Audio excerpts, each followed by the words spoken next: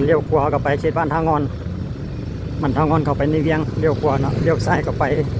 หาเขตโรงเรียนตำรวจเลือดใดหนึ่งไปทางโรงงานเบียร์ฮันเนเกนเพราะว่าเส้นทางเส้นนี้เพิ่นก็อยู่ในระหว่างการเฮ็ดคลองระบายน้ำมาพบกับช่องปลาวีที่แดนแล้วอีกคือเก่าพี่น้องสำหรับคลิปวิดีโอนี้เนาะโรงงานเกลือพี่น้องโรงงานเกลือเขตบ้านสามสะอาดเนาะโรงงานเกลือเวิร์นคำเกลือกาเกวียนนะพี่น้องมีข่าวดีอีกแล้วสำหรับเส้นทางเส้นนี้เนาะที่ว่ามาหาบ้านสามสะอาดนี่พี่น้องมีข่าวดีอีกแล้วเป็นเตรียมที่สิทางลาดยางให้อีกแล้วเด้เดี๋ยวเขาจะพาทุกคนไปเบิ่งนี่เห็นบ่เพิ่นเอารถมาเกตเตรียมเรียบร้อยได้พี่น้องเลยออกจากบ่อเกลือมาอยู่ในเขตบ้านสามสะอาดเมืองไซธานีนครหลวงเวียงจันทร์เฮานี่เองนะพี่น้องเลยก็เป็นอีกเส้นทางหนึ่งที่กำลังขึ้นแผนเตรียมที่จะเฮ็ดเป็นทางลาดยางสำหรับจุดนี้เนาะเดี๋ยวเราจะพาทุกคนเดินไปตามเส้นทางที่ว่าเพิ่นมีแผนการที่เตรียมที่จะปลูกยางอีกเส้นทางหนึ่งในช่วงเดือนมีนาปี2026อีกทีหนึ่งพี่น้องเลยเป็นข่าวดีสำหรับเขตบ้านสามสะอาดบ้านสามสะอาดก็มาทางเวิร์นคำแหละพี่น้องมาทางเวิร์นคำแล้วก็มาหาบ้านสามสะอาดมาหาบ่อเกลือบ่อเกลือเวิร์นคำเนาะชื่อของเพิ่นบ่อเกลือเวิร์นคำที่ว่าบ่อเกลือกาเกวียนเดี๋ยวเขาจะให้เบิ่งป้ายของเพิ่นอีกทีหนึ่งแต่ว่าในเวลานี้เพิ่นมีแผนการที่จะลาดยางให้ก็จะลาดยางจากบ้านเวิร์นคำมาจนฮอดบ้านสามสะอาดหรือว่าเขตโรงงานเกลือนี่แหละพี่น้องเอ้ยเพิ่นก็จะลาดยางมาจนฮอดโรงงานเกลือระยะทางกะไก่พอสมควรได้ประมาณ4หรือ5หลักพุ่นละว่าสำหรับเส้นทางเส้นนี้ที่หนึ่ง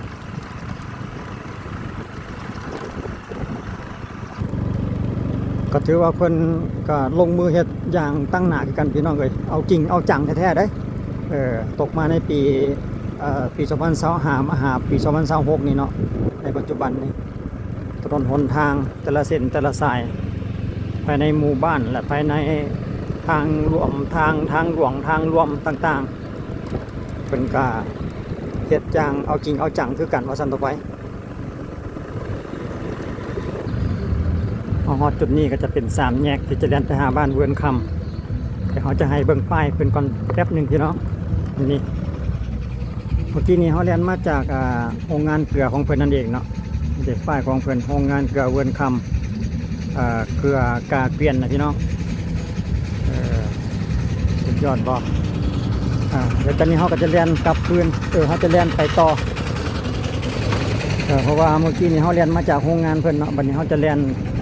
ไปต่อเขตบ้านเวิร์นคำบาดก็สังเกตเห็นทางเพิ่นเกตไว้เพิ่นเกตเพิ่นปรับไว้เตรียมที่จะราดยางก็ยังเหลือแต่เอาหินมาลงเอาดินมาลงอัดปรับหน้าทางแล้วก็ถือว่าปลูกยางได้เลยเขาได้ข้อมูลมาว่าเนี่ยนั่นเด้พี่น้องนี่ดิหินคุกหรือว่าหินคบนะเพิ่นก็เกี่ยมไว้สต็อกไว้เป็นที่เรียบร้อยบ่แม่นเพิ่นเว้าเล่นเลยพี่น้องเป็นลงมือแท้ทำจริงเด้อนี่ โอ้สมเสยพี่น้องเลยคิดว่าก่อนที่จะฮอดฤดูฝนคิดว่าน่าจะสำเร็จเพราะว่าเพิ่นกำลังเอาหินมาสต็อกไว้สำหรับจุดนี้นี่เนาะก่อนที่จะเรียนเข้าไปหาเขตบ้านเวิร์นคำโอ้หนทางพี่น้องเลยได้มาตรฐานกว้างดีกาย10 เมตรไปแล้วหนทางเพิ่นนี่นะสุดยอดหลายขอสมเสยอีกเช่นหนึ่ง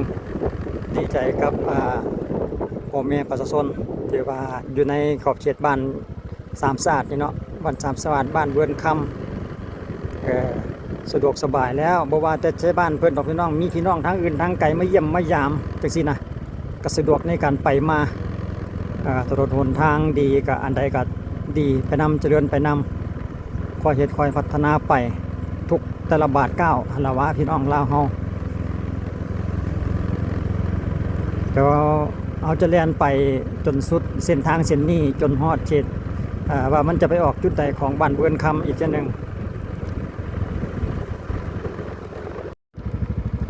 บางจุดบางบอนนี่เพิ่นก็อัดไปแดดเลยเด้นี่สังเกตเห็นมีหินมีทรายเนาะเพิ่นคุกเข้าใส่กันแล้วก็มาอัดใส่หน้าทางสำหรับจุดนี้นี่โอ้เรียบเลยราบเรียบเดี๋ยวในจักระยะหนึ่งแหละครับพระเจ้าจะติดตามและอัปเดตความคืบหน้าของเส้นทางเส้นนี้ให้ทุกคนได้รู้อีกทีหนึงพี่น้องว่าเพิ่นจะมาเทหรือว่าเพิ่นจะมาอัดมาราดอย่างในมือใดในเวลาใดอีกทีหนึ่ง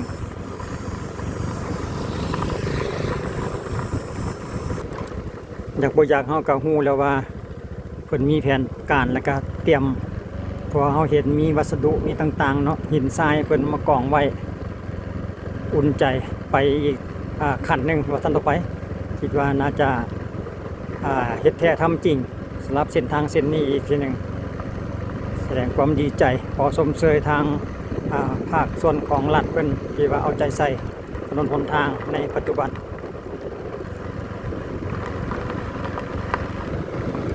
มาถึงจุดนี้ก็ใกล้จะถึง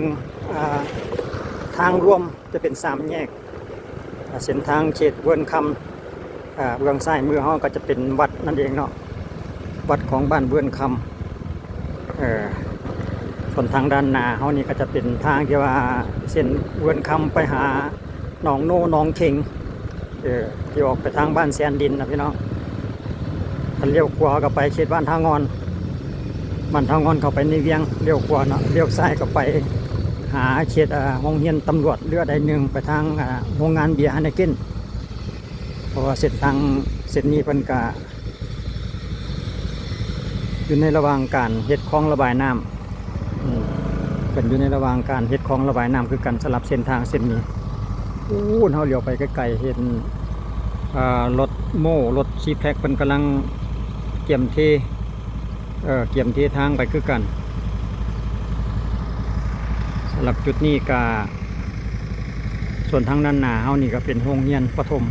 ของเวิร์นคำนั่นเองเนาะโรงเรียนประถมสมบูรณ์คลองระบายน้ำต่างๆทางคอนกรีตเพิ่นก็รู้สึกว่าจะเทไปบางส่วนแล้วเนาะทางไปตรงนะสำหรับจุดนี้รถหลายพี่น้องถนนหนทางเส้นนี้นะเพราะว่าจะเป็นเวลาใดก็หลายคลิปวิดีโอนี้เขาก็จะจบเพียงเท่านี้พี่น้องเกี่ยวกับถนนเส้นนี้นี่มื้อหน้าข้าพเจ้าจะติดตามและอัปเดตอีกทีนึงว่าเพิ่นไปเฮ็ดฮอดคันใดแล้วเนาะข้าพเจ้าจะแล่นจากบ้านทางงอนไปจนแล้วจนฮอดเขตบ้านหนองโนบ้านหนองเข็งพุ่นแหละให้เบิ่งอีกทีนึงว่าในปัจจุบันนี้เพิ่นก็มีความคืบหน้าไปหน่อยหลายซำใดนะให้เบิ่งอีกทีนึงสำหรับคลิปนี้ก็สั้นๆเอาบรรยากาศของเขตบ้านสามสะอาดโรงงานเกลือให้เบิ่งว่าเพิ่นก็เตรียมมีแผนแล้วเนาะเป็นข่าวดีอีกข่าวหนึ่งสำหรับคลิปวิดีโอนี้ก็บอกขอบใจทุกท่านให้การติดตามและรับชมไว้เจอกันในคลิปต่อไปพี่น้องเอ้ยจะเป็นเส้นทางในนั้นอีกทีหนึ่งสำหรับคลิปนี้ขอบใจสบายดี